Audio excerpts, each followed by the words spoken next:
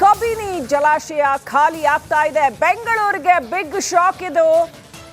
ಕಬಿನಿಯಿಂದ ನೀರು ಬರ್ತಕ್ಕಂಥದ್ದು, ಹಾಗಾಗಿ ಬೆಂಗಳೂರಿಗೆ ಆಲ್ರೆಡಿ ಕಾವೇರಿಯಿಂದ ಬರ್ತಾ ಇರ್ತಕ್ಕಂಥ ಮೂಲಗಳೇ ಎಷ್ಟೊಂದು ಶಾರ್ಟೇಜ್ ಆಗಿದೆ. ಹಾಗಾಗಿ ಕಬಿನಿ ಜಲಾಶಯ ಖಾಲಿ ಆಗಿದೆ. ದಿನೇ ದಿನೇ ಕಬಿನಿಯ ಒಡಲು ಬತ್ತುತ್ತಾ ಇದೆ. 70 ಅಡಿಗೆ ಕುಸಿದಿದೆ ಜಲಾಶಯದ ನೀರಿನ ಮಟ್ಟ. ಒಂದೆರಡು ಅಡಿ ನೀರು ಖಾಲಿ ಆದರೆ ನಾಲೆಗಳಿಗೆ ನೀರು ಬರೋದಿಲ್ಲ. 1 ಲಕ್ಷಕ್ಕೂ ಹೆಚ್ಚು ಹೆಕ್ಟೇರ್ ಪ್ರದೇಶಕ್ಕೆ ಕಬಿನಿ ನೀರು ಉಣಿಸುತ್ತೆ. ಈಗಾಗಲೇ ಬೆಂಗಳೂರಿನಲ್ಲಿ ಕುಡಿಯೋ ನೀರಿಗೆ ಎಷ್ಟು ದೊಡ್ಡ ಮಟ್ಟದಲ್ಲಿ ಹಾಹಾಕಾರ ಎದ್ದಿದೆ ಅನ್ನೋದನ್ನ ಜನ ಪ್ರತಿನಿತ್ಯ ನೋಡ್ತಾ ಇದ್ದಾರೆ. ನಿತ್ಯ 300 ಕ್ಯೂಸೆಕ್ಸ್ ನೀರು ಬೆಂಗಳೂರಿಗೆ ಬಿಡುಗಡೆ ಆಗುತ್ತೆ. ಮಂಡ್ಯ ಮೈಸೂರಿನ ಕೃಷಿಕರಿಗೆ ಕಬಿನಿನಲ್ಲಿ ನೀರಿಲ್ಲದೆ ಇರುವಂಥದ್ದು ಬಹಳ ದೊಡ್ಡ ಆಘಾತ.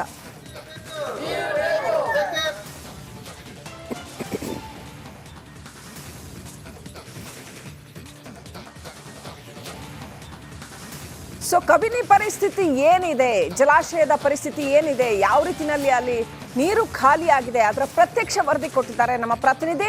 ನೋಡೋಣ ಬನ್ನಿ. ವರ್ಷಕ್ಕೆ 2 ಬಾರಿ ತುಂಬುವಂತಹ ಮೈಸೂರು ಜಿಲ್ಲೆಯ ಚಿಡಿಕೋಟೆ ತಾಲೂಕಿನ ಕಬಿನಿ ಜಲಾಶಯ ಸದ್ಯಕ್ಕೆ ದಿನೇ ದಿನೇ ನೀರಿನ ಮಟ್ಟ ಕುಸಿತ ಕಾಣ್ತಾ ಇದೆ. ನಾನೀಗ ಸದ್ಯ ಕಬಿನಿ ಜಲಾಶಯದ ಹಿನ್ನೀರಿನಲ್ಲಿದ್ದೇನೆ. ಸಹ ಗಮನಿಸ್ತಾ ಇರ್ಬೋದು, ಈಗಾಗಲೇ ಸುಮಾರು 14 ಅಡಿಗಳಷ್ಟು ನೀರು ಜಲಾಶಯದಲ್ಲಿ ಕಡಿಮೆ ಆಗಿದೆ. ಈಗಾಗಲೇ ಸದ್ಯ ಕೇವಲ 8 ರಿಂದ 9 TMC ನೀರು ಮಾತ್ರ ಇರುವಂಥದ್ದು.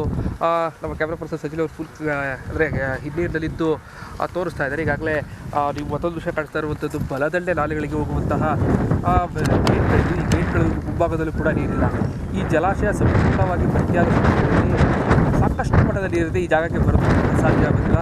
ಅಷ್ಟರ ಮಟ್ಟಿಗೆ ಈಗಾಗಲೇ ಬರಗಾಲದ ಪರಿಸ್ಥಿತಿ ಎದುರಾಗುವಂತಹ ಸಾಧ್ಯತೆ ಇರೋ ಕಾರಣಕ್ಕಾಗಿ ನೀರಿನ ಮಟ್ಟವನ್ನು ನಾವು ಕಾಣ್ತಾ ಇದ್ದರೆ ರಾಜ್ಯಕ್ಕೆ ಸಾಕಷ್ಟು ಬರದ ಪರಿಸ್ಥಿತಿ ಎದುರಾಗುವಂತಹ ಸಾಧ್ಯತೆ ಇದೆ. ಸೊ ಹೀಗಾಗಿ ದೃಶ್ಯ ಸಹ ಗಮನಿಸ್ತಾ ಇರ್ಬೋದು, ನೀರಿನ ಮಟ್ಟ ಯಾವ ರೀತಿಯಾಗಿ ಕುಸಿತಾ ಇದೆ ಅಂತೇಳಿ. ಸದ್ಯಕ್ಕೆ ಕೇವಲ 69 ಅಡಿಗಳಷ್ಟು ನೀರು ಕಬಿನಿ ಜಲಾಶಯದಲ್ಲಿದೆ. ಭಾಳ ಪ್ರಮುಖವಾಗಿ ಮೈಸೂರು, ಚಾಮರಾಜನಗರ, ಬೆಂಗಳೂರಿಗೆ ಇಲ್ಲಿ ನೀರನ್ನು ಸಪ್ಲೈ ಮಾಡುವಂಥದ್ದು. ಈ ಬಲದಂಡೆ ನಾಲೆಯಿಂದ ಈಗ ಸುಮಾರು 1 ಲಕ್ಷಕ್ಕೂ ಅಧಿಕ ಹೆಕ್ಟೇರ್ನಷ್ಟು ಕೃಷಿಗೆ ಹಾಗೆ ಅವಲಂಬಿತವಾಗಿರುವಂತಹ ರೈತರು ನೀರನ್ನು ಪಡ್ಕೊಂಡಿದ್ದಾರೆ. ಸದ್ಯಕ್ಕೆ ನೀರು ಪ್ರತಿನಿತ್ಯವೂ ಕೂಡ ಕುಸಿತವನ್ನು ಕಾಣ್ತಾ ಇದೆ. ಈಗ ಏನು ಫೆಬ್ರವರಿಯ ಅಂತ್ಯದಲ್ಲಿದ್ದೇವೆ. ಈಗಲೇ ಈ ರೀತಿಯಾದಂತಹ ಪರಿಸ್ಥಿತಿ ಉಂಟಾದರೆ ಇನ್ನು ಬೇಸಿಗೆ ಆರಂಭ ಆಗ್ತಾ ಇದೆ. ಜೊತೆಗೆ ಮಳೆಗಾಲವೂ ಕೂಡ ಇನ್ನೂ ಕೆಲವು ದಿನಗಳಷ್ಟು ಮಳೆ ಆರಂಭ ಆಗೋದಕ್ಕೆ ಇನ್ನೂ 1 ತಿಂಗಳಷ್ಟು ಬಾಕಿ ಇದೆ. ಸೊ ಹೀಗಾಗಿ ಕೇರಳದಲ್ಲೂ ಕೂಡ ಯಾವುದೇ ರೀತಿಯಾದಂತಹ ಮಳೆ ಆಗ್ತಾ ಇಲ್ಲ. ಸೊ ಹೀಗಾಗಿ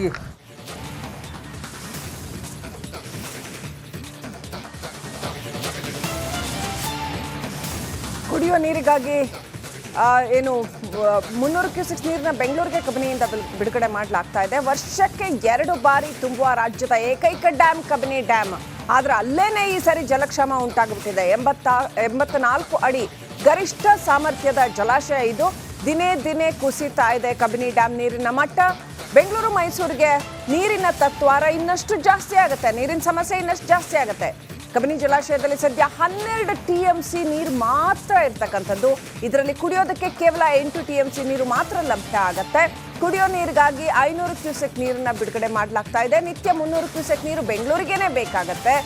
ಬೆಂಗಳೂರು, ಮೈಸೂರು, ಚಾಮರಾಜನಗರಕ್ಕೂ ಕೂಡ ಇನ್ನಷ್ಟು ನೀರನ್ನ ಬಿಡುಗಡೆ ಮಾಡಲಾಗ್ತಾ ಇದೆ. ಉಳಿದ 4 TMC ನೀರು ಡೆಡ್ ಸ್ಟೋರೇಜ್, ಅದು ಇರಲೇಬೇಕಾಗತ್ತೆ ಯಾವಾಗ್ಲೂ. ಬೇಸಿಗೆಯಲ್ಲಿ ವನ್ಯಜೀವಿಗಳು ಅಲ್ಲಿ ಕಬಿನಿಯನ್ನೇ ಅವಲಂಬಿಸಿದ್ದಾವೆ. ಈ ಸಾರಿ ಕಬಿನಿಯ ಮಟ್ಟ ತೀವ್ರವಾಗಿ ಕುಸಿತಾ ಇರೋದ್ರಿಂದ ಬಹುಶಃ ಇದು ವನ್ಯಜೀವಿಗಳು ಸೇರಿದಂತೆ ಬೆಂಗಳೂರು, ಮೈಸೂರು ನಗರಗಳಿಗೂ ಕೂಡ ತೊಂದರೆ ಉಂಟು ಮಾಡುತ್ತೆ.